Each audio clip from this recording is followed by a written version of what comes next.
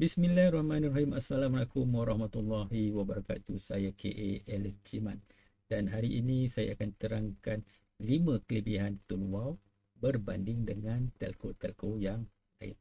Pertama, dengan bayaran bulanan sudah dapat cukup data plan dan juga voice call.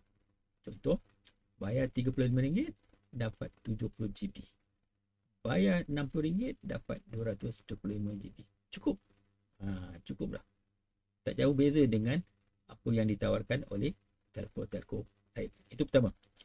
Yang keduanya, ni telco lain tak bagi . Bayar data macam biasa, tetapi dapat perlindungan takaful kemalangan RM50,000. Telco lain tak bagi. Yang kedua. Yang ketiganya, ini pun telco lain tak bagi. Dengan bayar data plan macam biasa, dapat perlindungan hayat RM4,000. Yang keempatnya, bila seronok pakai Tun Wow ni, kita pun nak ajak orang. Bila kita ajak orang, kita dapat insentif. Kalau kita ajak orang masuk ikut plan bis, dapat RM50.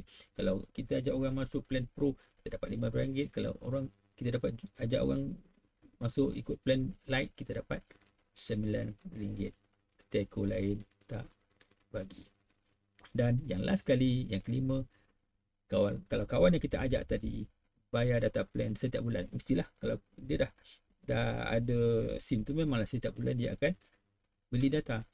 Jadi setiap kali mereka beli, tak kisahlah kawan kita yang direct, kawan punya kawan arah 2 ataupun kawan punya kawan arah 3, mereka beri data setiap bulan, kita dapat commission.